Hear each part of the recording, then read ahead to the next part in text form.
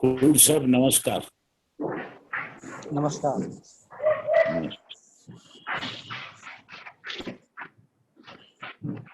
चालू करू चालू आहे.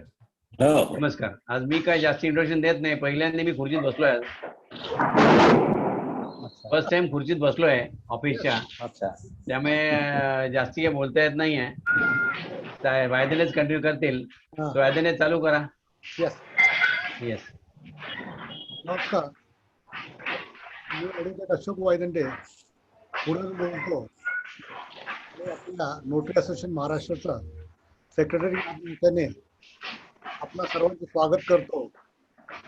यावेळी ॲडव्होकेट गोरवाडकर साहेब नाशिकवरून आले. वायदेने मागची थोडी हिस्ट्री सांगा ना साहेबांना. आभार. यावेळी मी आपल्याला हेच सांगू इच्छितो की कोरोनाच्या काळामध्ये आपल्याला प्रत्यक्ष गाठीभेटी होणे शक्य नव्हते, म्हणून आपण वेळोवेळी आपली भेट व्हावी, एकमेकांशी संपर्क कायम राहावा या उद्देशाने आपण झूम मीटिंग चालू केल्या. आजची आपली 22वी मीटिंग आहे आणि प्रत्येक वेळी आपण नवीन नवीन विषय घेतलेले होते. त्यासाठी आपले काही सिटिंग जजेस त्यांनी पण आपल्याला मार्गदर्शन केले. काही माजी न्यायाधीश होते त्यांनी देखील मार्गदर्शन केले आणि वेळोवेळी आपल्याला अकॅडमिक, एज्युकेशनल आणि अपडेशन असे वेगवेगळ्या प्रकारे आपल्याला मार्गदर्शन केले. आणि त्यातलाच हा एक म्हणजे आज आपले गोरवाडकर साहेब यांना देखील आपण आमंत्रित केलेलं आहे. तर मी अखिलेश नाईक यांना करतो गोरवाडकर साहेबांचा थोडक्यात परिचय करून द्यावा. नमस्कार साहेब. नागनाथ गोरवाडकर सरांचा मी थोडक्यात परिचय करून देतो. नाशिक मधील सर्वांनाच परिचित असलेल्या नामवंत कुटुंबांपैकी एक म्हणजे गोरवाडकर कुटुंबीय. ऍडव्होकेट नागनाथ मोहन गोरवाडकर यांचे आजोबा वासुदेवराव गोरवाडकर व वडील मोहनराव हे सुद्धा वकील होते. अशा नामवंत वकील घराण्यातील आजचे आपले वक्ते ऍडव्होकेट नागनाथ गोरवाडकर हे BE इलेक्ट्रॉनिक्स झालेले असून इंजिनिअरिंगच्या प्रत्येक शैक्षणिक वर्षात ते कॉलेजमध्ये फर्स्ट होते. युनिव्हर्सिटीत सुद्धा टॉपर होते. हाच कित्ता गिरवत त्यांनी LLB ला पण दरवर्षी कॉलेजमध्ये फर्स्ट आलेले आहेत आणि युनिव्हर्सिटीत दुसरे आलेले आहेत. या एज्युकेशनलच्या व्यतिरिक्तही त्यांनी MMS इन लीगल ऍडमिनिस्ट्रेशन तसेच सायबर लॉज आणि सायबर क्राईम इन्व्हेस्टिगेशनचा डिप्लोमा सुद्धा केलेला आहे. त्यांनी इसवी सन 2002 मध्ये नाशिक येथे त्यांचे वडील ऍडव्होकेट श्री मोहनराव गोरवाडकर यांच्यासोबत वकिली सुरू केली. ते मुख्यतः दिवाणी दावे, arbitration, मेडिएशन matters, cyber crime cases पाहतात. तसेच आजपर्यंत खूप नामवंत मोठमोठ्या कंपन्यांच्या केसेस ते लढलेले आहेत, ज्यामध्ये मुख्यतः Taj Residency, Reliance Industries Limited, स्विल, इस्पात इंडिया लिमिटेड अशा अनेक नामवंत कंपन्या आहेत. तसेच नामांकित बँका जसे HDFC, IndusInd bank, IDBI bank, bank of Maharashtra या संस्थेचे ते लीगल ऍडवायझर आहेत. नाशिक मधील नामवंत शैक्षणिक संस्था जसे Fravashi International Academy, Nashik Cambridge School, Navjeevan Institute, Nashik Shikshan Prasarak मंडळ, यशवंतराव चव्हाण मुक्त विद्यापीठ YCMU याचेही ते काम पाहतात. वकिली करताना सामाजिक कार्यातही साहेबांचा फार मोठा हातभार असून त्यांनी महाराष्ट्रातील 3.5 खंडपीठांपैकी एक असलेले वणी येथील श्री सप्तशृंगी निवासिनी देवी ट्रस्टचे विश्वस्त म्हणून सुद्धा काम पाहिले आहे. ते आज रोजी नाशिक जिल्हा न्यायालयातील श्री मारुती मंदिर ट्रस्टचे सुद्धा ट्रस्टी आहेत.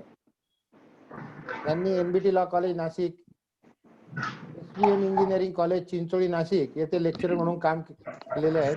तसेच मुंजे इन्स्टिट्यूट ऑफ मॅनेजमेंट नाशिक या संस्थेचे एडिटोरियल बोर्डाचे सभासद असून अशोक युनिव्हर्सल स्कूलचे हे ऍडवायझर बोर्डाचे सभासद आहेत. असे हे अत्यंत हुशार, अभ्यासू, मनमिळावू वक्ते आज आपल्याला लाभलेले आहेत. त्यांचा स्वतःचा सायबर लॉ तसेच मुस्लिम लॉचा गाढा अभ्यास असून मुस्लिम लॉचा तर खूपच चांगला हातखंडा आहे व आज ते आपल्याला सर्वांना मुस्लिम वारसा हक्क कायदा म्हणजेच मुस्लिम सक्सेशन ऍक्ट यावर मार्गदर्शन करणार आहेत.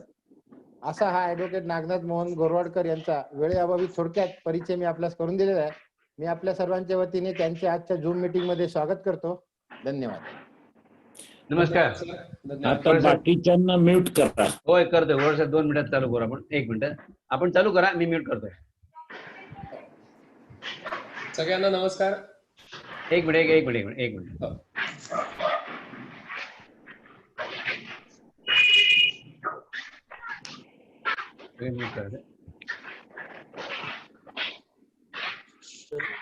येस.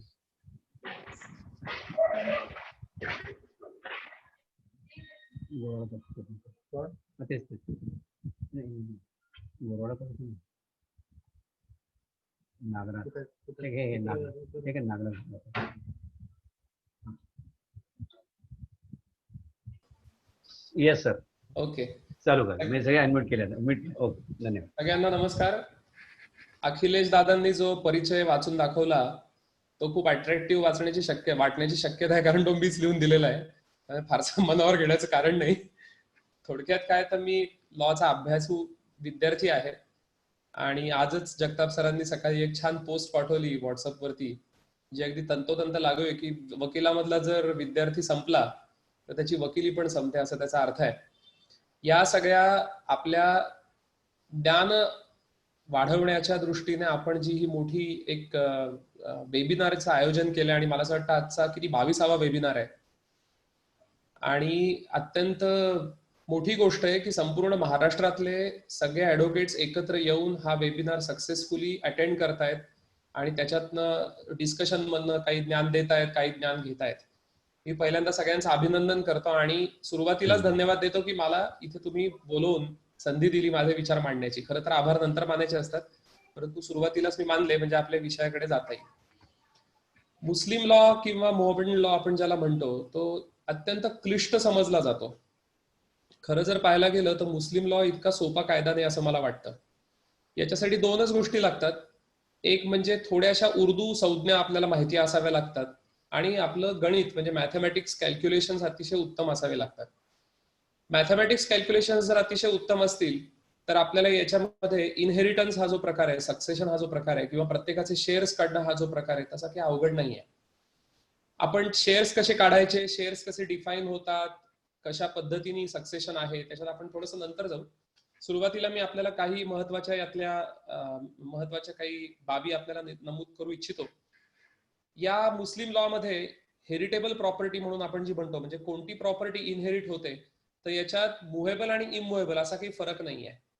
दोन्हीसाठी कायदा एकच आहे, मुव्हेबल साठी काय आणि इममुव्हेबल साठी काय. तसंच याच्यामध्ये अँसेस्ट्रल प्रॉपर्टी आणि सेल्फ अक्वायर्ड प्रॉपर्टी असा काही प्रकार नाहीये, म्हणजे स्वकष्टार्जित आणि वडिलोपार्जित असा काही प्रकार नाहीये.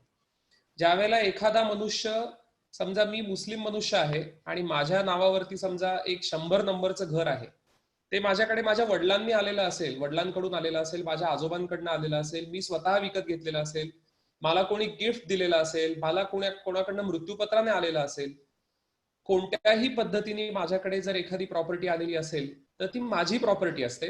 त्याच्यात कुठेही वडिलोपार्जित किंवा स्वकष्टार्जित असा प्रकार नाहीये. त्यामुळे मुस्लिम कायदा जर आपण शक्यतो आपण तो कायदा हिंदू कायद्याशी जर आपण कम्पेअर केला तर आपल्याला लवकर लक्षात येईल किंवा समजायला सोपं जातं. हिंदू कायद्यामध्ये जसं ancestral property, self acquired property, separate property, blended property, joint family property, को पर्सनरी, हे जे सगळे प्रकार आहेत ते मुस्लिम लॉ मध्ये नाही आहेत. म्हणजे मी जे म्हटलं की मुस्लिम लॉ सोपा आहे तो या अर्थाने आहे की याच्यामध्ये प्रॉपर्टीचं ओरिजिनच बघायचं नाहीये.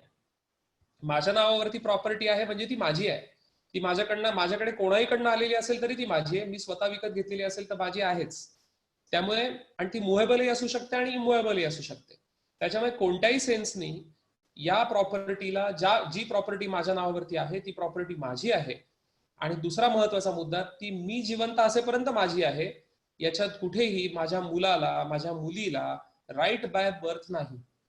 आपण जर हिंदू सक्सेशन ऍक्टचा 1937 म्हणजे Hindu widows right to property act पासून तर आता अगदी लॉकडाऊन मध्ये आलेलं शर्माचं जजमेंट इथपर्यंतचा हिंदू सक्सेशन ऍक्टचा जर प्रवास बघितला तर मधलं उत्तम वर्सेस सुभाग सिंगचं जजमेंट झालं, किंवा सुरुवातीचं गणोरकर विरुद्ध गणोरकर मुंबई हायकोर्टाचं जजमेंट झालं.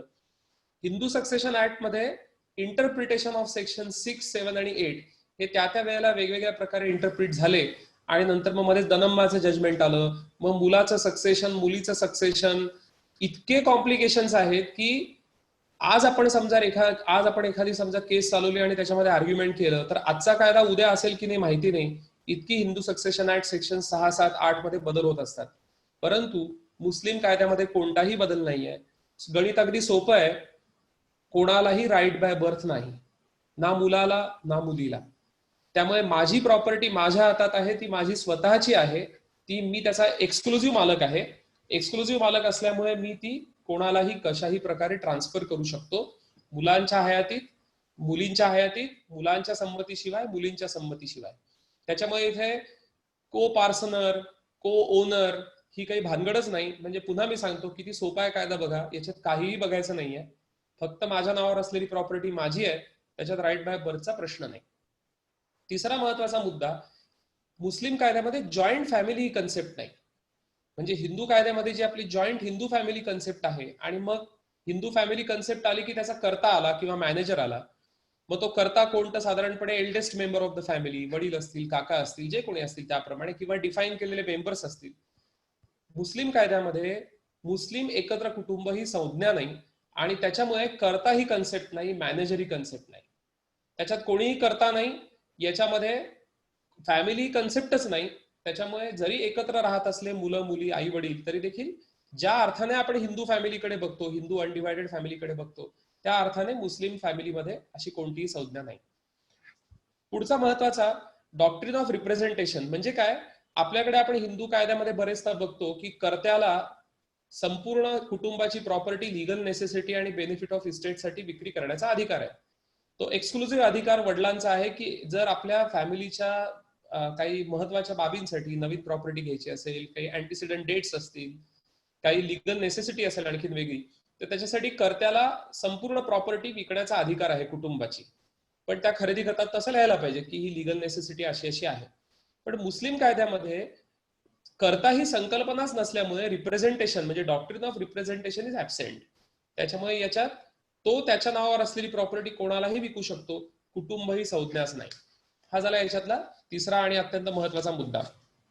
आता भारतामध्ये सर्वसाधारणपणे सुन्नी मुस्लिम जास्त आहेत, त्यामुळे त्यांना लागू असणारा हनफी लॉ ऑफ इनहेरिटन्स हा आपल्याला आपण जास्त बघू. आपल्याकडे दोन प्रकारचे मुस्लिम्स आहेत, एक शिया मुस्लिम्स आणि दुसरे सुन्नी मुस्लिम्स. मी आज सुन्नी मुस्लिम वरती जास्त कॉन्सन्ट्रेट करेन. आपण जर कधी मला पुन्हा बोलवलं तर आपण शिया मुस्लिम बद्दलही चर्चा करू शकू, कारण दोन कायदे बऱ्यापैकी वेगळे आहेत, सक्सेशन बऱ्यापैकी वेगळे आहे, त्यांचे काही ज्याला हे म्हणतात बेसिक कन्सेप्ट आहेत त्या काही थोड्याशा वेगळ्या आहेत. परंतु डॉक्ट्रिन ऑफ रिप्रेझेंटेशन आणि जॉईंट फॅमिली ही कन्सेप्ट मात्र दोन्हीकडे नाही. त्याच्यामुळे आपण सुन्नी लॉ किंवा हनफी लॉ ऑफ इनहेरिटन्स बघू. भारतामध्ये जर कोणी दावा दाखल केला एखाद्या मुसलमान व्यक्तीने त्याच्या प्रॉपर्टी संदर्भामध्ये, आणि त्यांनी स्वतः लिहिलं जरी नाही की तो सुन्नी मुस्लिम आहे म्हणून, तरी law shall presume that he is a Sunni Muslim. कारण इथे Sunni Muslims are in majority, आणि म्हणून सुन्निझम हा जो पंथ आहे मुस्लिम धर्मामधला, तो आपल्याकडे भारतामध्ये जास्त प्रिव्हेल ओव्हर होतो. पुढचा मुद्दा महत्वाचा, आपल्याकडे लाईफ इस्टेट ही जी आपण हिंदू कन्सेप्ट बघतो की म्हणजे सुरुवातीला विडोज इस्टेट होती, लाईफ इस्टेट म्हणजे काय, मी माझी प्रॉपर्टी माझ्या नावावरची वापरू शकणार पण मला विकता येणार नाही. परंतु त्या प्रकारे सुन्नी लॉ मध्ये अशा प्रकारे मी मगाशी सांगितल्याप्रमाणे माझी प्रॉपर्टी एकट्याची असल्यामुळे मी ती कोणालाही विकू शकतो, त्या प्रॉपर्टीचं काहीही करू शकतो, त्या संदर्भात कोणी मला हरकत घेऊ शकत नाही. त्याला फक्त एकच रायडर आहे किंवा एकच अपवाद आहे, तो म्हणजे मृत्यूपत्र करताना, वसियत करताना. वसियत करताना मी माझ्या नावावर असलेल्या प्रॉपर्टीच्या 1/3 प्रॉपर्टीपेक्षा जास्त मृत्यूपत्र करू शकत नाही.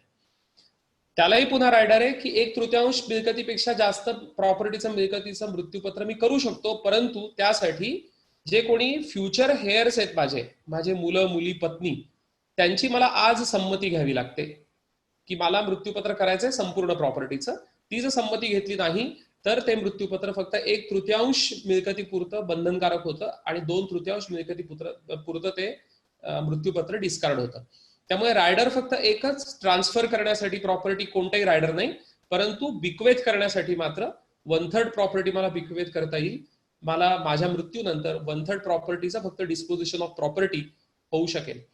आता पुढे जाताना आपल्याला हा विचार करायला लागेल की मुस्लिम सक्सेशन याच्यासाठी कोणता कोडिफाईड कायदा आहे का, तर अजिबात नाही. आपल्याकडे अनकोडिफाईड मुस्लिम लॉ मध्येच मुस्लिम सक्सेशन दिलेला आहे. मुस्लिम सक्सेशन आपण जे म्हणतो किंवा मुस्लिम कायदा जो म्हणतो तो संपूर्ण आणि संपूर्णपणे कुराण पाक म्हणजे त्यांचा जे धर्मग्रंथ आहे मुसलमान व्यक्तींचं कुराण, त्या कुराणामधल्या व्हर्से म्हणजे ज्याला आयात आणि सुरा असं म्हणतात. आपल्याकडे जसं चॅप्टर आणि श्लोक असतात त्याप्रमाणे आयात आणि सुरा आहेत. त्या आयात आणि सुरांमध्ये दिल्याप्रमाणे हा कायदा लिहिला गेलेला आहे. थोडक्यात कुराणची रिप्लिका असं जरी म्हटलं तरी आपल्याला चालेल, आणि म्हणून धर्मग्रंथाप्रमाणे चालणारा हा कायदा सर्वसाधारणपणे आहे असं म्हणायला काही हरकत नाही. आता याच्यात जर समजा इनहेरिटन्स असेल तर इनहेरिटन्स मध्ये पुन्हा 2 प्रकार होतील. एखादा व्यक्ती डाईंग इंटेस्टेड म्हणजे एखादं मृत्यूपत्र न करता तो जर मयत झाला असेल तर अनकोडिफाईड मुस्लिम लॉ प्रमाणे त्याचं सक्सेशन होईल. आणि जर तो टेस्टामेंटरी डिस्पोजिशन करून वारलेला असेल म्हणजे मृत्यूपत्र करून जर तो वारलेला असेल तर मात्र इंडियन सक्सेशन ऍक्टच्या तरतुदींप्रमाणे मृत्यूपत्राला जसं बाकी धर्माच्या मृत्यूपत्रांसाठी आपण इंडियन सक्सेशन ऍक्ट वापरतो त्याप्रमाणे त्याच्यातला सुद्धा भाग सेक्शन 63 ऑनवर्ड्स आपल्याला बघता येतील, अगदी 215, 220, 264 पर्यंत, अगदी ज्युरिस्डिक्शन पर्यंत. त्यामुळे Indian succession act will come into play only if there is a testamentary succession. आणि नॉन टेस्टामेंटरी सक्सेशन किंवा इंटेस्टेड सक्सेशन साठी मात्र मुस्लिम लॉ आपल्याला बघावा लागेल. पुढे जाऊया. मुस्लिम लॉ मध्ये 2 महत्वाचे प्रकार आहेत. मी मगाशी सांगितलं की जॉईंट फॅमिली कन्सेप्ट ही ऍबसेंट आहे, परंतु जॉईंट बिझनेस मात्र रेकॉग्नाइज आहे. एखादा व्यक्ती जर जॉईंट बिझनेस करत असेल एका व्यक्ती बरोबर तर जसं जॉईंट फॅमिली म्हणून आपण हिस्सा मागू शकतो तसा जॉईंट बिझनेस मधून अक्वायर केलेल्या प्रॉपर्टीमध्ये सुद्धा हिस्सा मिळू शकतो. थोडक्यात joint business is recognised and joint family is not recognised. तुम्हाला उदाहरण द्यायचं झालं तर आपल्याकडे नाशिकमध्ये किंवा आणखीन कोणत्या शहरांमध्ये दुग्ध व्यवसाय करणारी बरीच फॅमिलीज आहेत. खतीब फॅमिली आमच्याकडे नाशिकमध्ये आहे किंवा कोकणी फॅमिली आमच्याकडे नाशिकमध्ये आहेत. या फॅमिलीचा वडिलोपार्जित धंदा हा दुग्ध व्यवसाय आहे. म्हणजे त्यांचे म्हशींचे आणि गायींचे गोठे आहेत आणि पिढ्यानपिढ्या ते दुधाचा व्यवसाय करतात आणि शेती करतात. आता दुधाचा व्यवसाय आणि शेती ही जॉईंट बिझनेस या संकल्पनामध्ये धरली जाते आणि त्यामुळे या बिझनेसमधनं किंवा या उत्पन्नामधनं जर कोणत्या प्रॉपर्टीज विकत घेतलेल्या असतील आणि त्या कुठल्या एका मेंबरच्या नावाने जरी विकत घेतलेल्या असतील, डॉक्ट्रिन ऑफ रिप्रेझेंटेशन ऍबसेंट जरी असला, करताही कन्सेप्ट जरी नसली तरी मुस्लिम लॉ मध्ये जॉईंट बिझनेसमुळे प्रॉपर्टी जर अक्वायर झालेली असेल तर त्याच्यामध्ये फॅमिली मधल्या बाकी मेंबर्सचा अधिकार निर्माण होतो. हा अत्यंत महत्वाचा प्रिन्सिपल आहे, कारण मुस्लिम लॉ मध्ये जॉईंट फॅमिली कन्सेप्ट ऍबसेंट आहे. याचा अर्थ काय झाला, जनरल लॉ किंवा जनरल व्ह्यू काय झाला की ज्या माणसाच्या नावावरती प्रॉपर्टी आहे तो त्याचा एक्सक्लुझिव्ह मालक आहे. परंतु ते बघताना सुद्धा त्या प्रॉपर्टीचा सोर्स काय हे बघायलाच लागेल. आणि जर सक्सेशन द्यायची वेळ आली किंवा कोणी कोर्टात दावा केला तर आपल्याला ही प्रॉपर्टी डिव्हॉल्व कशी झालेली आहे, त्या माणसाच्या नावावरती कशी आलेली आहे, कुठून विकत घेतलेली आहे याचा देखील विचार करावा लागेल. पुढे जाऊया. आपल्याकडे जसं होमिसाइड आहे म्हणजे आपल्याकडे हु कॅनॉट गेट सक्सेशन, आपल्याकडे मर्डरवर डिस्क्वालिफिकेशन जसे हिंदू लॉ मध्ये आहेत तसं मुस्लिम लॉ मध्ये पण आहेत. होमिसाइड म्हणजे murder is disqualified, similar law आपल्याकडे आहे.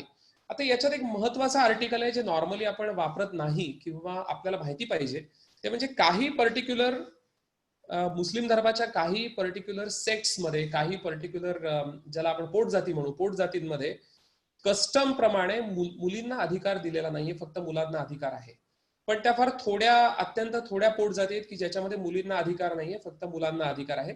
नॉर्मली आता तशा केसेस आपल्याकडे कमी झाल्यात. मला एक 5-6 वर्षांपूर्वी तशी केस माझ्याकडे आली होती ज्याच्यामध्ये मुलीला अधिकार नाही असं आम्हाला स्टेटमेंट करायला लागलं होतं, कारण तसा त्यांच्याकडे कस्टम होता. Of course custom is to be pleaded and proved with appropriate evidence, जसा बाकी ठिकाणी आपण वापरतो तसाच. आता या सगळ्या बॅकग्राऊंडवरनं now we will go to inheritance. प्रत्यक्ष वारसा कसा असतो. एक्स नावाचा व्यक्ती जर मयत झाला तर एक्स नावाचा व्यक्ती मयत झाल्यावरती त्याच्याकडे त्याच्या हातात असणारी, त्याच्या नावावर असणारी प्रॉपर्टी पुढे डिव्हॉल्व कशी होईल किंवा ती पुढे त्याच्या वारसांना कशी मिळेल याच्यासाठी इनहेरिटन्स कायदा आपल्याला बघायला लागेल. मी पुन्हा आठवण करून सांगतो, मी फक्त आता सुन्नी लॉ ऑफ इनहेरिटन्स बद्दल बोलतो आहे आणि नॉन टेस्टामेंटरी सक्सेशन बद्दल बोलतो आहे ज्याच्यामध्ये मृत्यूपत्र नाहीये. आपण जाऊया त्याच्यात हळूहळू. पुन्हा सांगतो, अत्यंत सोपं आहे, फक्त गणित करायचं, या व्यतिरिक्त काही नाही. त्या गणिताकडे जाताना किंवा प्रत्यक्ष सक्सेशन कसं असतं त्याकडे जाण्यापूर्वी मला आपल्याला सांगायला हरकत नाही की आपल्याकडे मुलींना अधिकार म्हणजे पहिल्यांदा विडोला अधिकार 1937 साली Hindu widows right to property act आला, ज्याला विडोज इस्टेट ऍक्ट आपण असं म्हणतो हिंदू लॉ मध्ये. 1937 ला आला.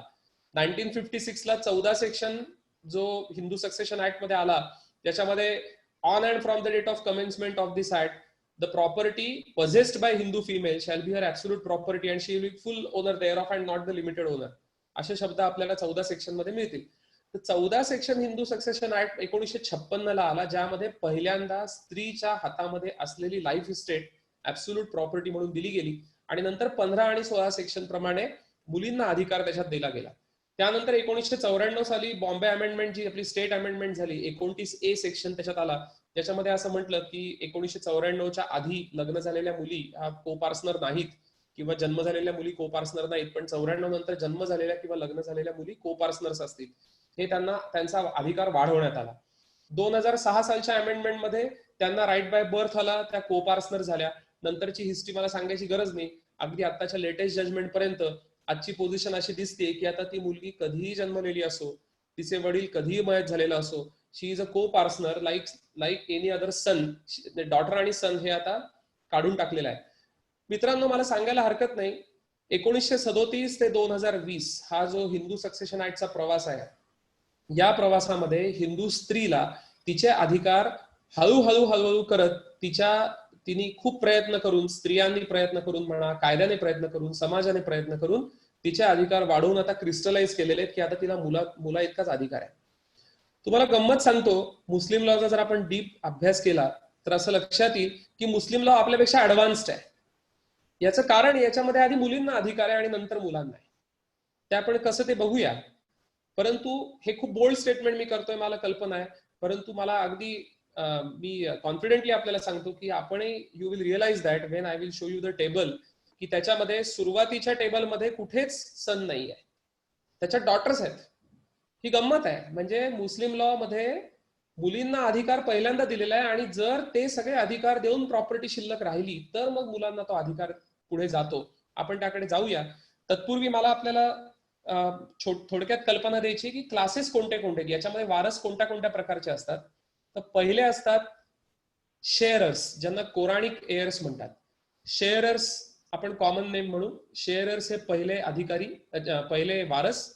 दुसरे आहेत रेसिड्युअरीज, म्हणजे शेअरर्स नसलेले आणि शेअरर्सला प्रॉपर्टी दिल्यानंतर जर प्रॉपर्टी शिल्लक राहिली तर ती कोणाला द्यायची, तर ती रेसिड्युअरीला द्यायची.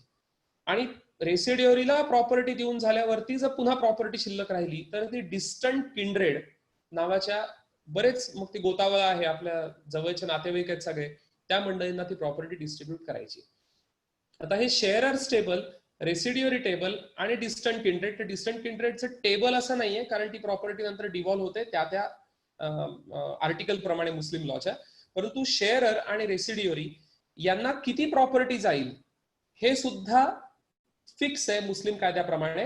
म्हणजे थोडक्यात सांगायचं काय की एखादा व्यक्ती मयत झाला, एक्स नावाचा मुस्लिम व्यक्ती मयत झाल्यावरती त्याला जी काही मुलं मुली आणि पत्नी असतील, एकापेक्षा जास्त पत्नी पण अलाउड आहेत मुस्लिम कायद्याप्रमाणे, त्याच्यामुळे नंबर ऑफ वाईव्स असतील, नंबर ऑफ सन्स असतील, नंबर ऑफ डॉटर्स असतील, ज्या क्षणी एक्स नावाचा व्यक्ती मयत होतो त्या क्षणी त्या मुलांचा, त्या मुलींचा आणि पत्नींचा मिळकतीमधला अधिकार पक्का होतो, त्यांचा शेअर पक्का होतो. हिंदू कायद्यामध्ये births and deaths in the family changes the share. उद्या 4 भाऊ आहेत आणि त्यांचे वडील 4 भाऊ आहेत आणि त्यांचे वडील वारले आणि पॉश्युमस जर 5वा मुलगा झाला वडिलांच्या मृत्यूनंतर, पत्नी गरोदर असताना नंतर जर मुलगा झाला तर जो 1/5 हिस्सा मिळणार आहे पत्नी बरोबर तो 1/6 होणार आहे. म्हणजे births and deaths in the family will change the share. Whereas in Muslim law the shares are always definite and distinct. ते इतके पर्टिक्युलर शेअर्स आहेत आणि ते पर कॅपिटा शेअर्स आहेत, पर हेड शेअर्स आहेत, त्याच्यात कोणताही बदल अशा प्रकारे होत नाही. त्याच्याकडे आपण आता हळूहळू जाऊया. सांगण्याचा मुद्दा हा की आपल्याला शेअरर्स टेबल बघायचंय, रेसिड्युअरीज टेबल बघायचंय, डिस्टंट किंड्रेड बघायचे कोण आहेत ते. आणि त्यानंतर जर समजा असं झालं की शेअरर्सला प्रॉपर्टी दिली, रेसिड्युअरीजला प्रॉपर्टी दिली, ती उरली काही थोडीफार, ती डिस्टंट किंड्रेडला दिली आणि तरी काही प्रॉपर्टी जर उरली तर 2 प्रिन्सिपल्स आहेत, एक डॉक्ट्रिन ऑफ औल आणि डॉक्ट्रिन ऑफ रड, AUL आणि RADD, म्हणजे इन्क्रीज आणि डिक्रीज. म्हणजे उरलेला जो काही छोटासा फ्रॅक्शन असेल तो पुन्हा शेअरर्सला द्यायचा, पुन्हा उरलेला रेसिड्युअरीजला द्यायचा आणि पुन्हा डिस्टंट किंड्रेडला द्यायचा. खूप मायक्रो मॅथमॅटिक्स मध्ये जायला लागतं, म्हणजे ज्याचा डिनॉमिनेटर आहे तो खूप मोठा आकडा तयार होतो कॅल्क्युलेटरने आपल्याला करता येतं आणि आपल्याला सांगायला हरकत नाही, आता एक मुस्लिम शेअर्स कॅल्क्युलेटर नावाची वेबसाईट पण आहे, त्याचं ऍप पण आहे. त्याच्यावरती आपण जर त्यातले काही गायलेल्या जागा भरल्या तर ते आता आपल्याला शेअर्स कॅल्क्युलेट करून देतात. मी मध्यंतरी एका मॅटरमध्ये कॅल्क्युलेट केलं होतं, फारसं नाही पण थोडीशी इकडे तिकडे, परंतु सर्वसाधारणपणे शेअर्स बरोबर येतात. पर्सेंटेज मध्ये पण आपण कॅल्क्युलेट करू शकतो किंवा फ्रॅक्शन्स मध्ये आपण कॅल्क्युलेट करू शकतो. मी आता माझी स्क्रीन शेअर करतो, मला फक्त स्क्रीन शेअर करायची परवानगी होस्टने द्यावी, म्हणजे मी शेअरर्स टेबल आणि रेसिड्युअरी टेबल आपल्या समोर प्रत्यक्ष आणतो. तरटे सर मला फक्त स्क्रीन शेअर करायची परवानगी द्या.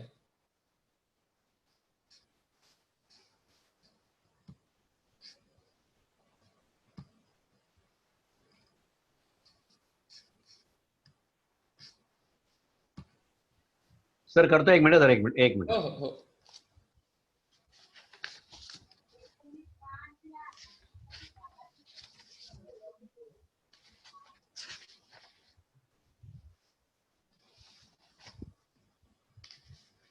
बघा होतोय का?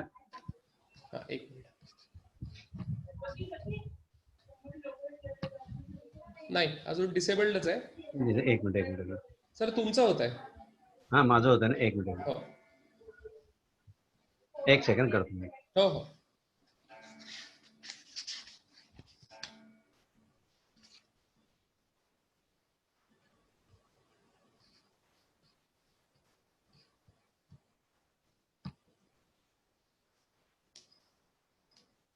हनफी लॉ ऑफ इनहेरिटन्स साठी आपल्याला, आपण सगळे खूप सिनियर ऍडव्होकेट्स आहात, तरी मला सांगायला हरकत नाही, मुल्लाचं जे प्रिन्सिपल्स ऑफ मोबेडन लॉ पुस्तक आहे हे अगदी आपण मुस्लिम लॉचं बायबल म्हटलं तरी चालेल.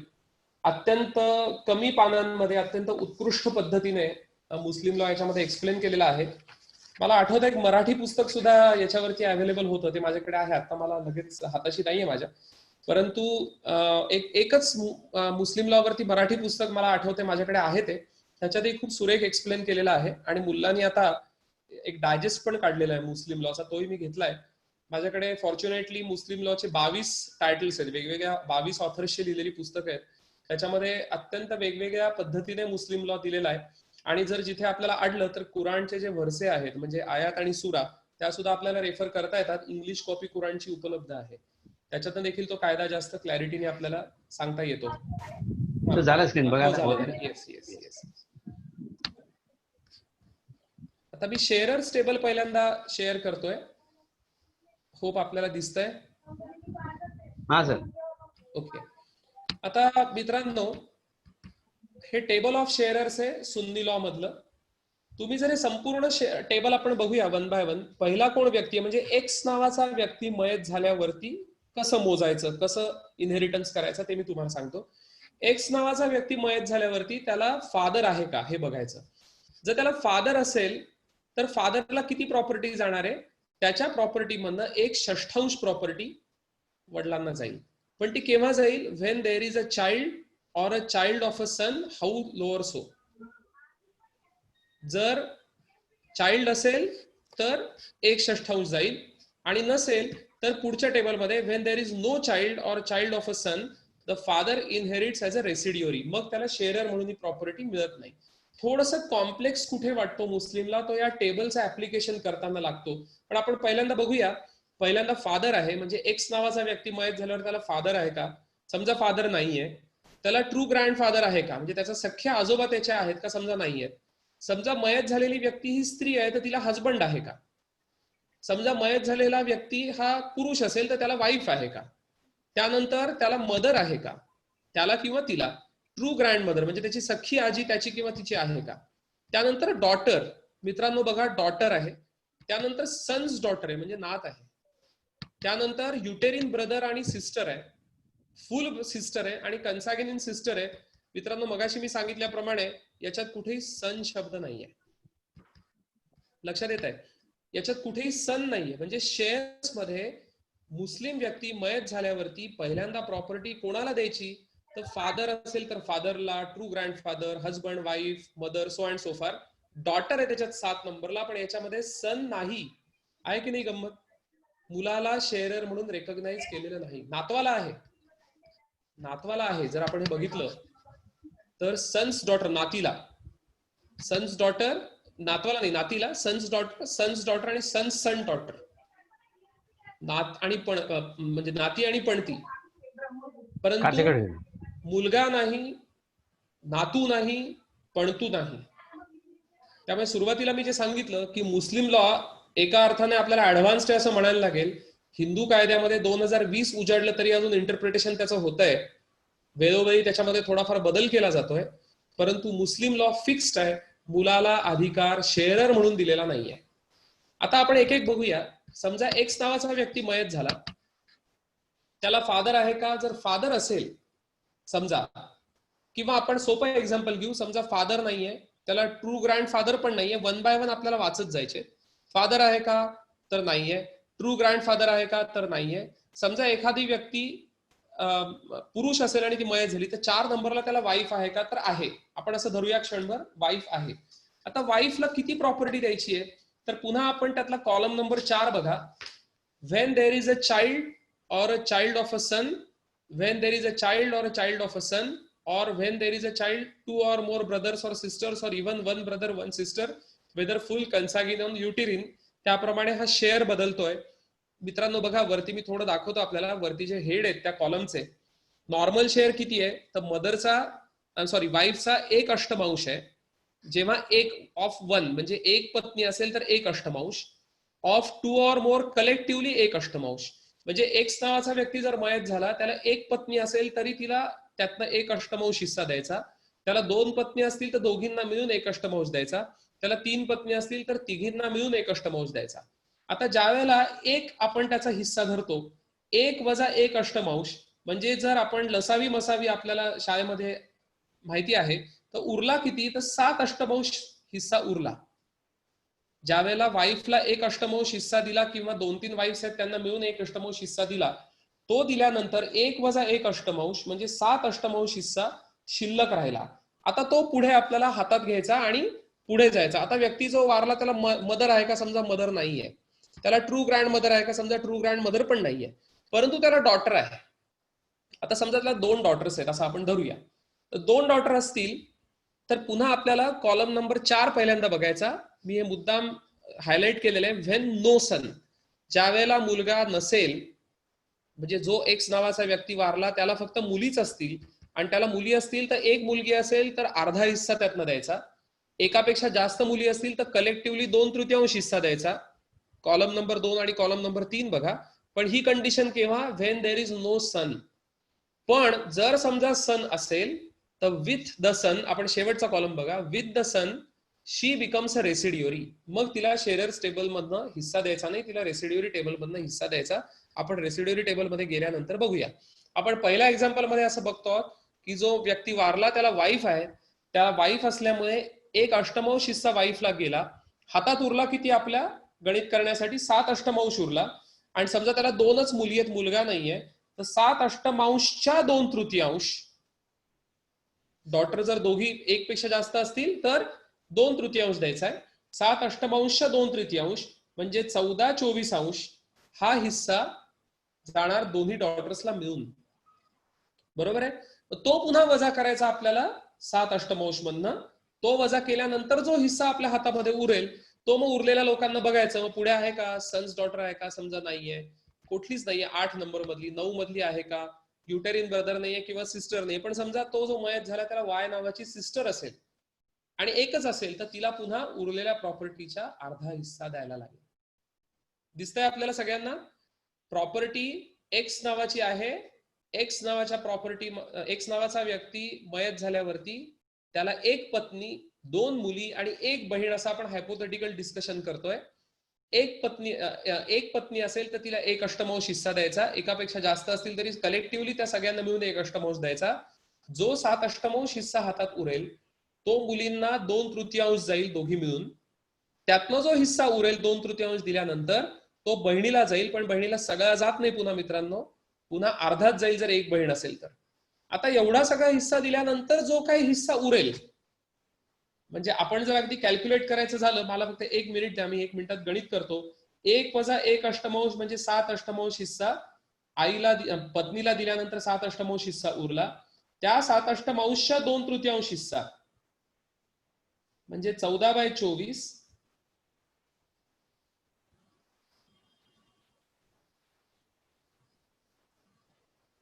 हा 7 अष्टमांश मधनं वजा करायचा. तो वजा केल्यानंतर जो हिस्सा उरलाय त्याच्या अर्धा हिस्सा फुल सिस्टरला द्यायचा आणि त्यातनं जो हिस्सा पुन्हा उरेल, आता कन्सॅगिनिन सिस्टर नाही आणि शेअरर्स टेबल संपलेला आहे, तर उरलेल्या हिस्साचं काय करायचं? याच्यात काही एसशीट नावाची कन्सेप्ट फार उशिरा येते, गव्हर्नमेंटला ती प्रॉपर्टी जाईल अशी शक्यता फार कमी येते. ती प्रॉपर्टी कोणाला द्यायची? तर मी 1 मिनिट हे स्टॉप करतो, शेअरर्सचं टेबल शेअरिंग स्टॉप करतो आणि तुम्हाला रेसिड्युअरी टेबलकडे दाखवतो. 1 सेकंड.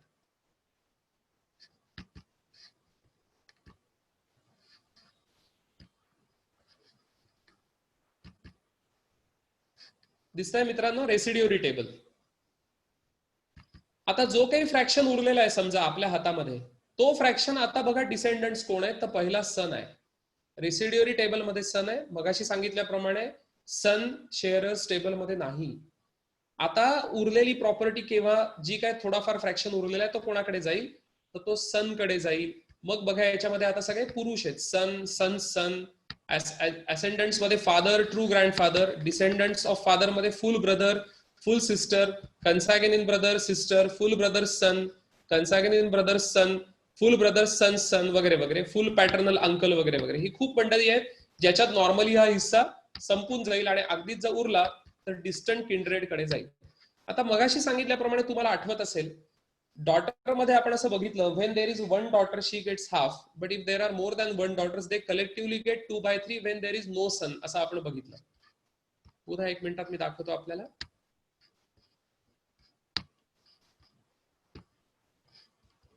शेअरर्स टेबल दिसतंय आपल्याला. डॉटर आहे पण व्हेन नो सन इतका शेअर येतो, अर्धा येतो. एकटी असेल तर, एकापेक्षा जास्त असतील तर कलेक्टिव्हली 2/3. पण शेवटचा कॉलम बघा, with the son she becomes a residuary. See table of residuary number 1. म्हणजे आता ज्या वेळेला एखादा एक्स नावाचा व्यक्ती मयत झाला, त्याला मुलगा आणि मुलगी असेल तर त्या समजा त्याला पत्नीच नाहीये असं आपण धरू. त्याला एकट्याला एक मुलगा आणि एक मुलगी आहे. एक्स नावाच्या व्यक्तीला ए आणि बी असा एक मुलगा आणि एक मुलगी आहे. तर त्यांचं सक्सेशन कसं होणार प्रॉपर्टीचं? तर त्यावेळेला शेअरर्स टेबल नाही बघायचं, कारण इथे लिहिलेलं आहे की जर सन असेल तर शी बिकम्स रेसिड्युअरी. म्हणून मग आपल्याला रेसिड्युअरी टेबल कडे जायचं. आता आपण रेसिड्युअरी टेबल मधला क्लॉज नंबर 1 बघू. 1 मिनिट.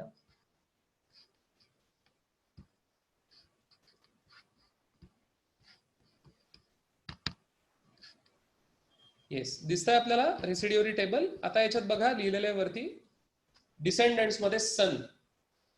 आता daughter takes as a residuary with the son, आणि महत्वाचं प्रिन्सिपल आहे the son taking a double portion.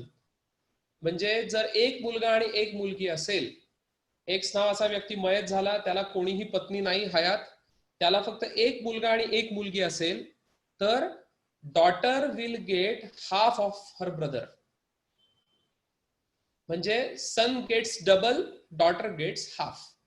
थोडक्यात म्हणजे जर दोघं जण आहेत वारस, एक मुलगा आणि एक मुलगी, तर आपल्याला 2च्या ऐवजी 3 हिस्से करायचे. मुलीला द्यायचा 1/3 आणि मुलाला द्यायचा 2/3. लक्षात येत आहे? समजा 4 असतील, समजा 4 मुलं आणि 1 मुलगी असेल, तर daughter gets half of the सन.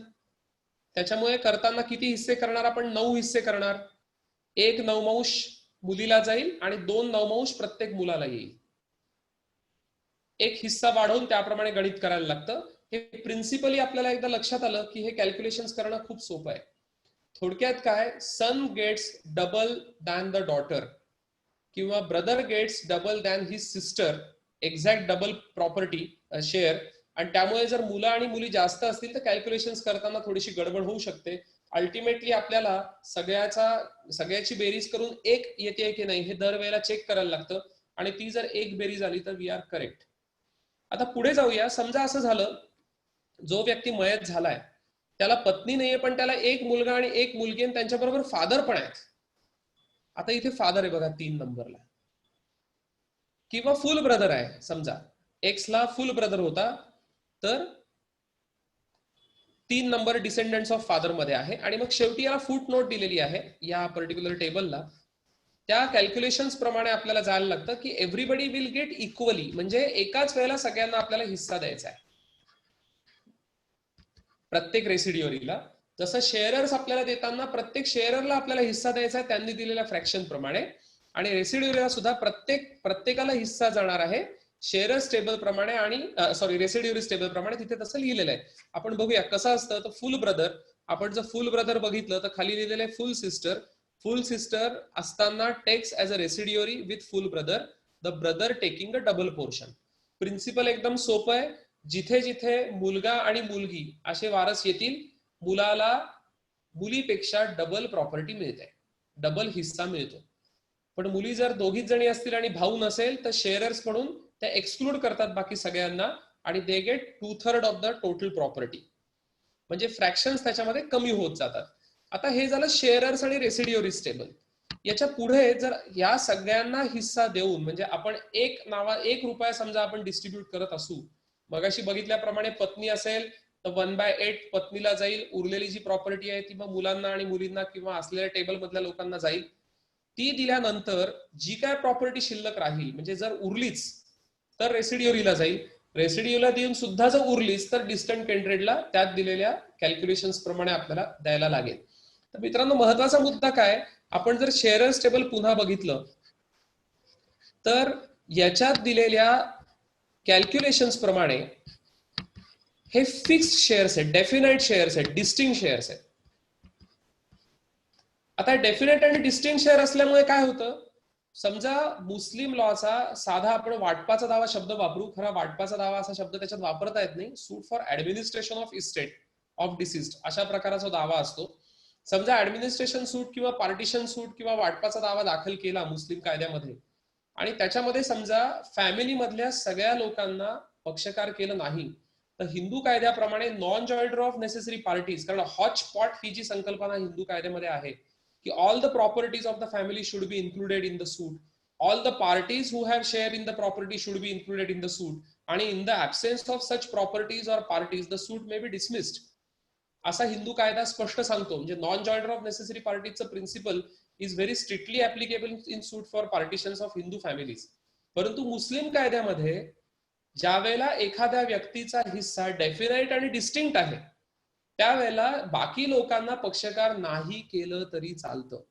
याच्यासाठी जस्टिस वाग्याणींचं बॉम्बे हायकोर्टाचं डायरेक्ट जजमेंट आहे, ज्याच्यात त्यांनी जुनं 1935 अलाहाबादचं जजमेंट रेफर केलेलं आहे.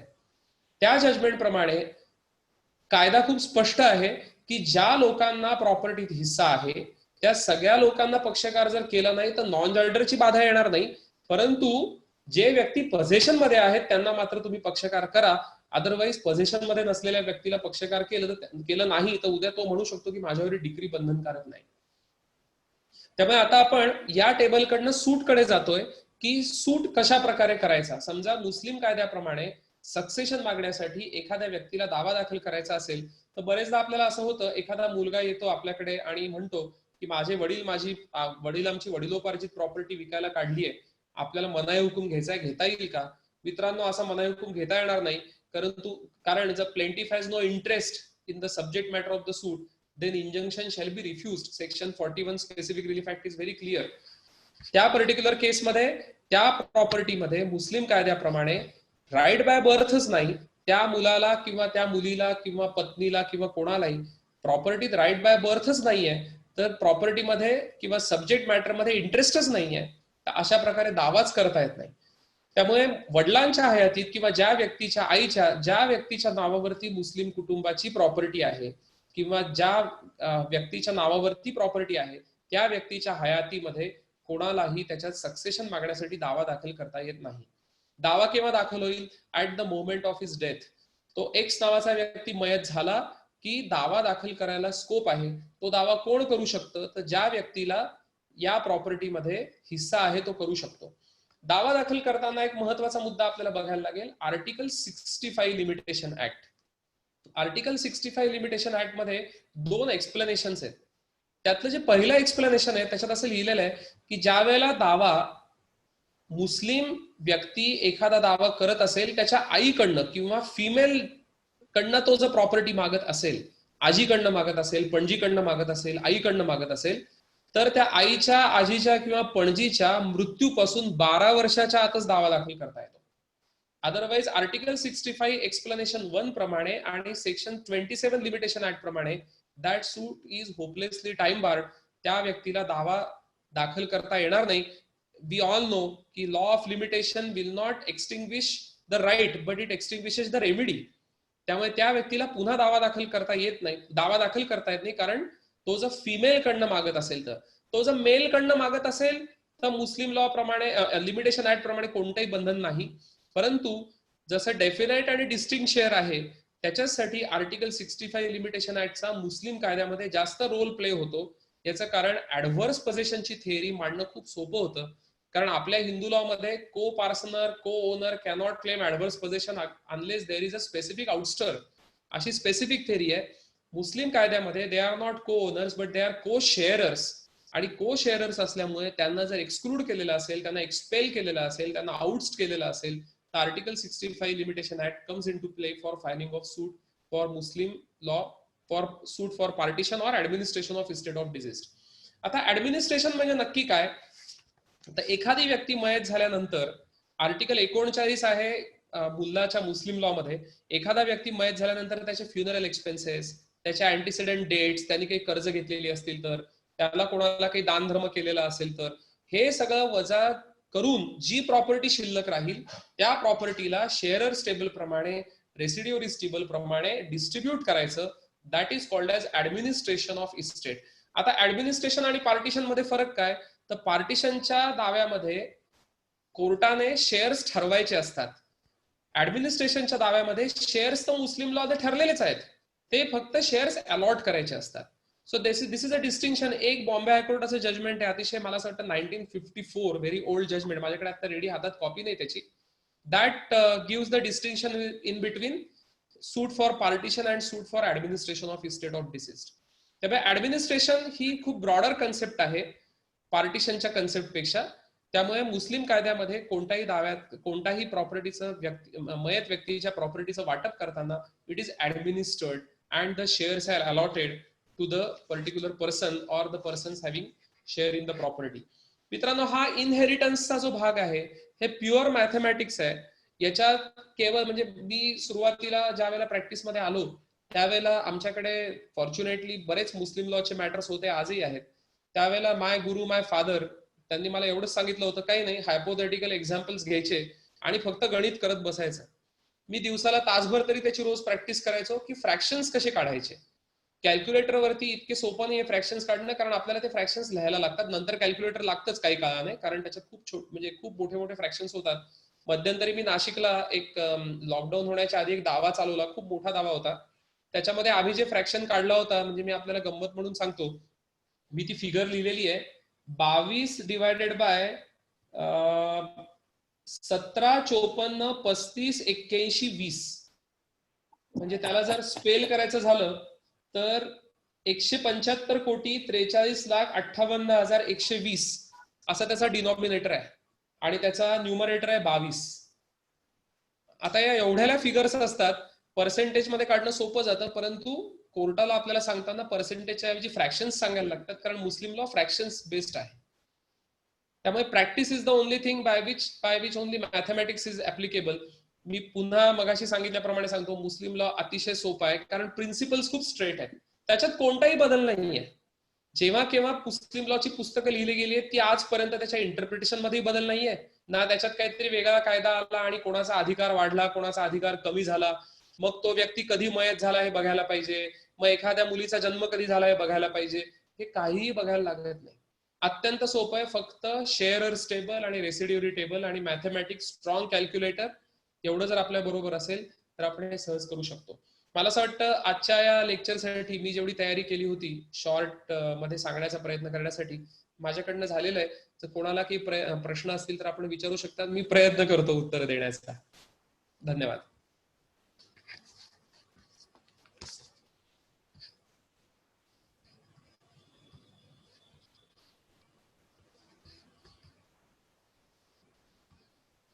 गोरवाडकर साहेब. Yes sir. गोरवाडकर साहेब, आता माझ्या दोन भूमिका आहेत.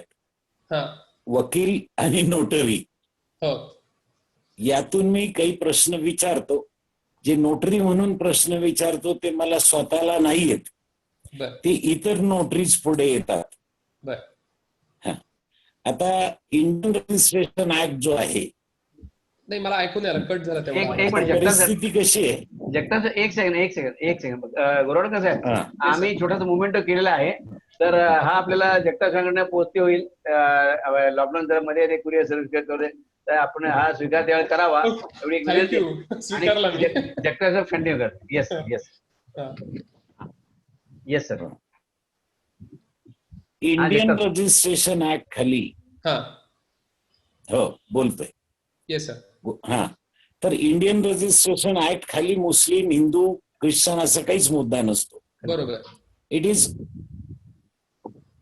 म्हणजे those provisions are applicable to all, yes uniform provisions. बरोबर आता काय आहे की एक मुद्दा तुमच्या याच्यात जो राहिला हिवा हा हिवा हिवा तर बऱ्याच नोटरींकडे, आता मी नोटरींचं काय एका वाक्यात सांगतो, टू नोट द डॉक्युमेंट, हो टू नोट द डॉक्युमेंट.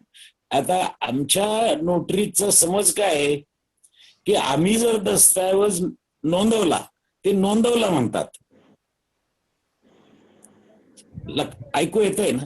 हो येत आहे ऐकू येतंय? हो हा. Noting a document and registering the document as are distinct, separate from each other. बरोबर The notaries are not permitted to register the document. बरोबर So, in a limited sense, what the notary is rather directed to do, that to note the document. बरोबर That means in his register he has to subscribe all these, describe and subscribe, and he becomes a witness to it. बरोबर Now, to register, under section 17 of the Indian Registration Act, certain documents are there which are compulsorily registrable. बरोबर In my opinion, even compulsorily registrable document can also be noted by a notary. It can be, because it's a noting of document. बरोबर There may be a gap of time from noting of document and from registering the document. Correct Now, there is no bar for noting that document. Noting that document. बरोबर Now there is a document which being brought to the notaries, that hiba.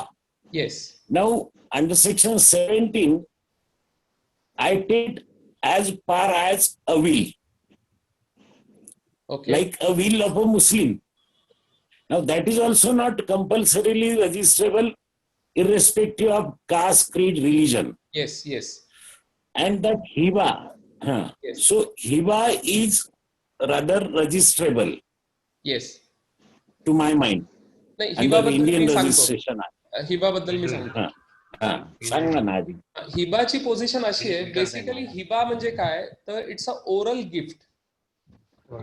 हिबा oral gift म्हणजे काय, मी ही property, immovable property having value more than ₹100, if to be gifted it should be by a document and that should be registered.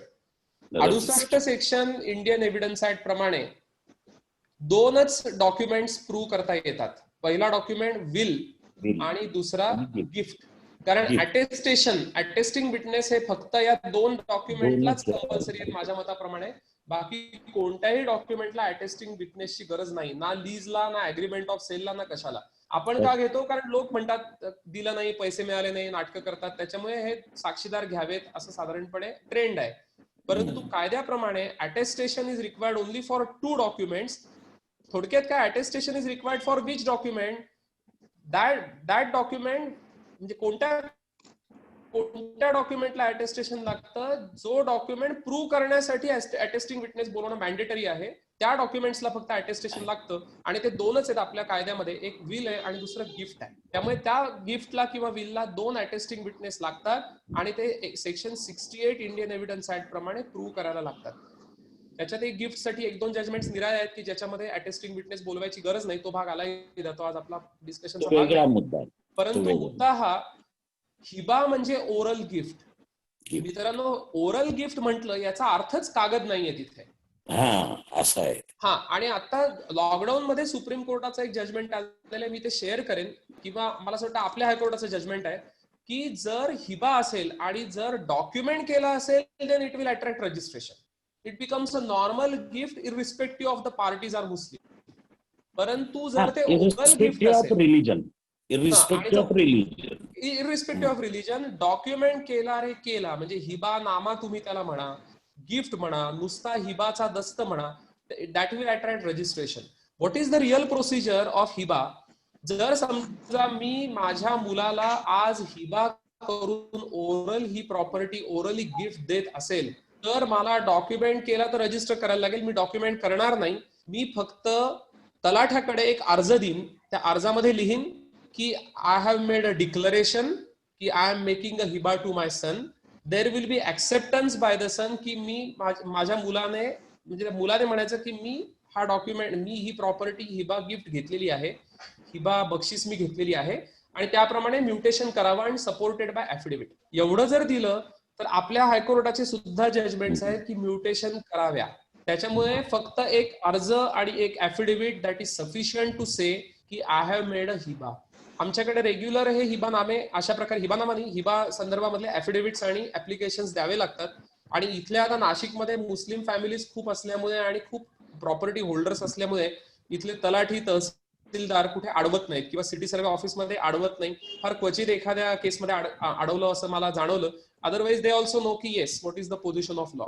पण मित्रांनो, हिबा नामा तुम्ही लिहिला की तो रजिस्टर करायला लागेल, नोटरी करून सुद्धा रजिस्ट्रेशन लागेल. पण तुम्ही नोटरी ऍफिडेव्हिट जर केलं नुसतं, त्याचं ऍफिडेव्हिट नोटराईज केलेलं जर असेल किंवा मी हे ते नोंदवावं लागणार नाही. ते नोंदवायची गरज आहे, ते ते रजिस्ट्रेशन नोंदवायची गरज नाही. काय आहे हिबामध्ये तीनच गोष्टी आहेत. त्या तीनच गोष्टी हिबामध्ये आहेत. Number 1, there has to be declaration by donor.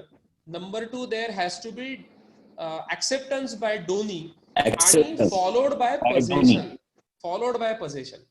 त्यामुळे पजेशन हँडओव्हर केलं आहे असं देखील त्या ऍफिडेव्हिट मध्ये लिहायला लागतं. ऍफिडेव्हिट मध्ये आणि अर्जामध्ये की आज मी त्याला कब्जा दिलेला आहे गिफ्ट देऊन. मुद्दा कुठे येतो? जर समजा मायनरला गिफ्ट द्यायचं असेल तर, मग मायनरला जर गिफ्ट द्यायचं असेल तर मुस्लिम कायद्याप्रमाणे आई आज्ञान पालन करते नाही होऊ शकत. मुस्लिम कायद्याप्रमाणे फक्त वडील आणि आजोबा किंवा पणजोबा या तिघांनाच फक्त आज्ञान पालन करता म्हणून होता येतं, अपाक म्हणून होता येतं. आता समजा एखादा व्यक्ती, समजा एखाद्या स्त्रीला तिच्या मुलीला, एखादी विडो आहे आणि त्या विडोला तिच्या मुलाला गिफ्ट द्यायचं असेल. आता त्या विडोला पती नाहीये, त्यामुळे ती विडो आहे. त्यामुळे तो जो मायनर मुलगा आहे त्या मायनर मुलाला बाप नाहीये, आजोबा नाहीये, पणजोबा नाहीये, पण अपाक म्हणून तर फक्त पुरुषच लागतात. मग काय करावं? व्हेरियस जजमेंट्स याच्यावरती अवेलेबल आहेत.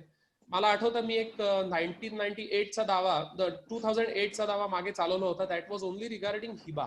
नाशिकला एक खूप मोठ्या प्रॉपर्टीचा तो एक दावा होता, कोकणी कुटुंबाचाच.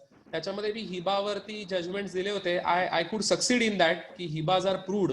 कारण हिबा प्रूव्ह करण्यासाठी काय, declaration, acceptance followed by possession. आणि पजेशन साठी म्युटेशन्स आर सफिशियंट. म्युटेशन्स झालेले असतील तर that is good proof of possession.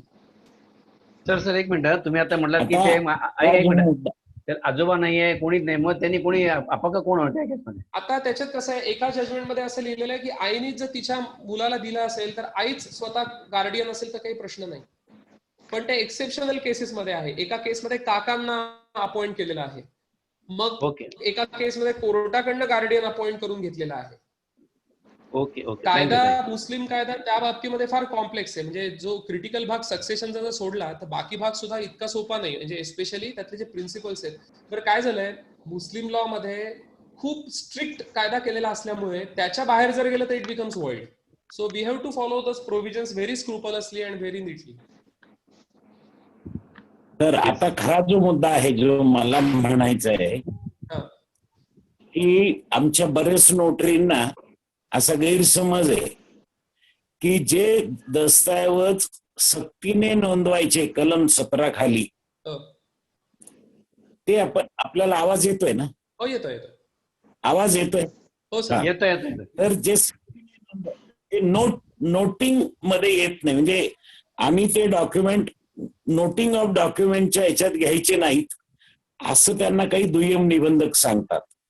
उदाहरणार्थ आपला भाडे करारनामा जो आहे आता, हो लीव अँड लायसन्स, हो the leave and license is compulsorily registrable under section 17 of the Indian Registration Act. बरोबर. तर त्यांचं काय म्हणणं आहे की नोटरीनी त्याला हातच लावायचा नाही. माझं म्हणणं असं नाहीये. He can note it and plus it will have to be registered. हा तो मुद्दा मला स्पष्ट करायचा होता. सर आपलं म्हणणं आणखी एक एकदम भाग बरोबर असा आहे. आहे, हा, नाही जे याचं कारण नोटरी काय? Can note it. नाही जर समजा नोटरी ऍक्ट प्रमाणे तुम्हाला डॉक्युमेंट नोटराईज करायला जर बार असेल, त्या कायद्यात ते लिहिलेलं पाहिजे. नाही. पहिली गोष्ट. आणि दुसरी गोष्ट, जर समजा तसं असतं तर इम्पाउंडिंग ऑफ डॉक्युमेंटची प्रोव्हिजनच नसती कायद्यामध्ये. हा, कलम 35 जो दिलाय, बरोबर. रजिस्ट्रेशन ऍक्ट मध्ये जो आहे किंवा सीपीसी मध्ये ऑर्डर 13 मध्येच प्रोव्हिजन आहे की even the court can send the document for impounding. ते इम्पाउंडिंगचा अर्थच आहे की जर समजा चुकवलेलं मुद्रांक असेल किंवा नोटराइज डॉक्युमेंट केलाय विच इज कंपल्सरीली रजिस्ट्रेबल.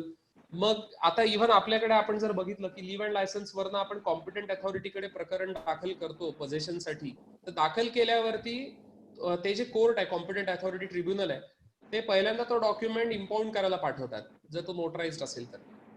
आपल्याकडे दॅट इज अ रेक्टिफायबल डिफेक्ट. नाही आता काय आहे की हा एक विषय अनेक विषयांनी असा एकत्र झालेला आहे. आता हा मुद्दा मी आता थोडक्यात आपण विचार केला. आता ह्या सगळ्या मुद्द्यांचा कसा परिणाम येतो वगैरे यासाठी एक आमची जेव्हा कार्यशाळा राहील नोटरींची, विभागीय किंवा राज्य पातळीची, त्यावेळी मी आपल्याला निमंत्रित करणारच आहे, कारण याच्यावर अजून बरेच मुद्दे आहेत. सर येईन ना मी, काही प्रश्न आपल्याला ऐकू येतंय ना? हो सर. हो हा. तर ती एक संधी मला तुम्ही त्यावेळी राखीव ठेवा माझ्यासाठी, एनी टाइम सर. म्हणजे आमच्या कार्यशाळेत हे करणं. Any time. आता आणखी एक भाग असा आहे, आणखी एक भाग असा आहे की आपल्याकडे आता मर्यादित वेळ आहे की बरेच दावे ही मिळकत देवाची मिळकत आहे असं जाहीर करून मिळावं. आता हा मी वकील म्हणून विचारतोय हा प्रश्न. आधीचा प्रश्न नोटरी म्हणून होता. तो वकील. आता बऱ्याच ठिकाणी मुस्लिम असे दावे करतात वक्फचे की ह्या मिळकतीत कोणीच हिस्सेदार होऊ शकत नाही आणि ही मिळकत देवाची मिळकत म्हणून घोषित करावी. आता देवाची मिळकत म्हणून घोषित करा, तर त्याला दुसऱ्या कायद्याचा एक प्रतिबंध आहे की त्या परिस्थितीमध्ये ती मिळकत शासनाकडे जाते. एसशीट होते ती एकदम. आता हे दोन भाग आहेत. की मुस्लिम कायद्यानुसार ती देवाची होऊ शकते, परंतु इतर जे कायदे आहेत हस्तांतरणाचे किंवा जमिनी जप्त होणे वगैरे याचे, त्यानुसार ती शासनाची होते. तर मग देवाची करायची त्यावेळी तर ती शासनाची होईल. हा एक माझा मुद्दा होता. आणखी काही भाग आहेत त्यात थोडा ऍड असा करतो की मुस्लिम कायद्याप्रमाणे वक्फ ही जी संकल्पना आहे, वकफ किंवा WAKF वक्फ आपण म्हणतो, त्याला 1996 स्पेशल कायदा आहे. हो, तो स्पेशल कायदा आहे 1995. हो, तर वक्फ प्रमाणे there has to be permanent dedication to lord Allah. म्हणजे काय, कोणीतरी ते डेडिकेशन करायला पाहिजे. जर समजा या एखाद्या प्रॉपर्टीला कोणी वारसदार नाही असं जर म्हटलं तर ती एसशीट होईल, ती गव्हर्नमेंटला जमा होईल. आणि जर ती डोनेट झाली तरच इट विल गो टू वक्फ किंवा त्याचं मग त्या वक्फ केल्यावरती त्याला मुतवल्ली अपॉइंट करायला लागेल, मॅनेजर अपॉइंट करायला लागेल. त्यामुळे ते permanent dedication has to be done by somebody. But that dedicated person should apply to the waqf. that Yes, declare Waqf it as a work property असं आहे. Yes yes he Both should board. Dedicated Aurangabad. बरोबर. हा. आता हे सगळं आपण बोललो, आपल्याकडे मर्यादित वेळ आहे, कारण आपण त्या Yes, याचा yes, yes. वापर करतोय झूमचा. हा. नाही एक फक्त मला यांच्याशी बोलायचंय. बोला बोला बोला. आवाज येतोय? येतोय येतोय. नाही तुम्हाला नाही, यांना येतोय.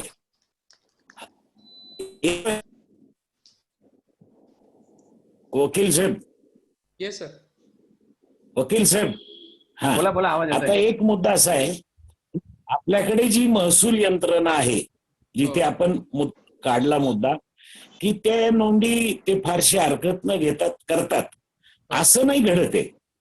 आता तो एक महाराष्ट्र महसूल संहिता जी आहे हो. त्याच्यात अनेक बाबी आहेत, कुळाच्या मिळकती वगैरे. आता एवढं आपण इथे नाही बोलू शकणार, परंतु तलाठी आजही मुस्लिमांच्या वारसाच्या नोंदी हिंदूच्या वारसाच्या नोंदी सारख्या करतात. बरोबर, एकदम बरोबर आपलं म्हणणं आहे. हा, एकत्र आणि कुटुंब त्याच्यामुळे पद्धती फार मोठा गोंधळ आहे. हा, तर याच्यावरती राज्य शासनाने एक समिती नेमली आहे, हो बरोबर ज्यात आपलं मी म्हणणं आहे. हा, तर अरे बापरे, तिथे हे पण नव्हतं आपल्याला जाव हा, बरं. तिथे तो एक गोंधळ आहे. आणि माझ्या वाक्यात एका वाक्यात सांगतो, शेवटचं वाक्य, जे न लिखे सटवी ललाटी, ते लिखे सातबारावर तलाटी. बरोबर. आलं ना लक्षात? त्यामुळे तलाट्याने की चुका केल्या, तलाट्या, कारण मुस्लिम लॉ हा स्ट्रिक्ट आहे, त्याच्या नावावर आहे म्हणजे झाला तो मालक, तो एकटा. त्याच्यात काही वेळा त्या चुका घडतात आणि त्यामुळे लोकांचे, म्हणजे तो कायदा एक बाजूला राहतो आणि झालेल्या नोंदी आणखी वेगळ्याच असतात. मी आपल्याला आता गंमत सांगतो. माझ्याकडे काही अशा नोंदी आहेत. हा. हा, नाही, या संदर्भामध्ये माझ्याकडे अशा काही नोंद, या संदर्भामध्ये मी एका मॅटर मध्ये आर्ग्युमेंट करताना एक जजमेंट दिलं होतं. त्या आपल्या हायकोर्टाचं नाही आहे ते, पण त्या जजमेंट मध्ये असं स्पेसिफिक फाइंडिंग आहे की भारतातला हिंदू समाज जास्त असल्यामुळे जे अधिकारी आहेत, रेव्हेन्यू ऑफिसर्स, ते साधारण त्या पद्धतीने नोंदी करतात. माझ्याकडे आहे तो. हा, ते जजमेंट म्हणजे स्पेसिफिक आहे या मुद्द्यावरती. आपलं म्हणणं अगदी बरोबर आहे की त्या खरंच चुका आहेत, परंतु त्या केल्या जातात. त्यामुळे जिथे जिथे हिस्सा ठरलेला आहे आणि आता एकच माणूस आहे, त्याची मिळकत आहे, त्याला बाकी काहीच लागत नाही, नोंद लागते. बरोबर परंतु त्याचे 36 वर्ष दाखल करून टाकतात ते. बरोबर. आणि मग तर आता आपण जो काही आम्हाला वेळ दिला, गोरवाडकर साहेब, गोरवाडकर साहेब, आता आपण जो काही वेळ दिला, पुढे काय झालंय की पुढे आपण बोलू, आपण त्यांना बोलवणार आहे, आपल्या शाळेतच बोलावं लागेल. खूप मुद्दे आहे की जे नोटरीच्या ज्ञानात भर घाल. हा, तर ते आपले आभार, आपण जो वेळ दिला त्याबद्दल. आणि आपल्याला आजच्या या व्याख्यान नाही, मी ते स्मृतिचिन्ह आणि शाल श्रीफळ आपल्याला पोहोच करेल ते माझ्याकडे आल्यानंतर. हुड साहेब बोलता, एक मिनिट, हुड साहेब बोला. हुड साहेब आमचे वर्धेवर हुड साहेब आहेत. हुड साहेब वर्धेवर बोला. हुड साहेब नमस्कार. नमस्कार. नमस्कार. नमस्कार. आजच्या नोटरी असोसिएशनच्या 22व्या वेबिनार मध्ये नाशिकचे सुप्रसिद्ध ॲडव्होकेट गोरवाडकर यांनी मुस्लिम सक्सेशन ऍक्ट म्हणजे मुस्लिम वारसा कायद्यावर अगदी सविस्तर, मुद्देसूद आणि प्रभावीपणे कायदेशीर उकल करून उपयुक्त माहिती आपणा सर्वांना दिली. त्याबद्दल आमचा नोटरी असोसिएशन महाराष्ट्र ॲडव्होकेट गोरवाडकर यांचं आभार मानते. हा कायदा फार क्लिष्ट आहे अशी माझी देखील समजूत होती, परंतु आजच्या ह्यांच्या भाषणामध्ये ते किती मॅथमॅटिकल आहे, किती सरळ आहे याची आम्हाला जाणीव झाली. कॉलेजमध्ये असताना देखील आम्हाला मुस्लिम कायदा होता, परंतु आम्ही म्हणजे मॅथमॅटिकल कॅल्क्युलेशन असल्यामुळे आम्ही कधी त्याकडे विशेष लक्ष दिलं नाही. आणि पहिल्यांदाच आज हे मॅथमॅटिकल आहे, सरळ आहे, ह्याची आम्हाला जाणीव झाली. इतकंच नाही तर परीक्षा देताना आम्ही ते चॅप्टरच सोडून दिलं होतं आमच्या कॉलेज लाईफमध्ये. बरं, ह्याच्यामध्ये मला एक फक्त गोष्ट ऍड करायची आहे किंवा म्हणजे मुस्लिम असूनही मुस्लिम कायदा, मुस्लिम वारसा कायदा केव्हा लागत नाही, तर त्याबद्दल एक हे आहे किंवा ज्या मुस्लिमाने स्पेशल मॅरेज ऍक्ट खाली लग्न केलं असेल किंवा ज्याच्या आई वडिलांनी स्पेशल मॅरेज ऍक्ट खाली लग्न केलं असेल त्याला हा मुस्लिम सक्सेशन ऍक्ट लागत नाही, अशी देखील कायद्यामध्ये तरतूद आहे. आणि समजा हा मृतक मफिल्ला असेल आणि त्याची मालमत्ता समजा तारवाडची असेल, त्याला देखील हा कायदा लागत नाही असं देखील आहे. बरोबर. तर आजचं देखील म्हणजे मुस्लिम कायदा, मुस्लिम वारसा कायद्याबद्दल अगदी उत्कृष्ट मार्गदर्शन ऍडव्होकेट गोरवाडकर यांनी केलं, म्हणून आम्ही त्यांचे पुनश्च आभार मानत आहे. पुन्हा आपली सर्वांची भेट हो, कोरोना लवकर जाओ आणि आपण एकत्र येऊन भेटूया. सदिच्छा. धन्यवाद. धन्यवाद. Thank you sir. धन्यवाद. सगळ्यांनी काळजी घ्या. Thank you. Yes yes yes. Okay. Thank you. We are ending the meeting. Thank you. हो.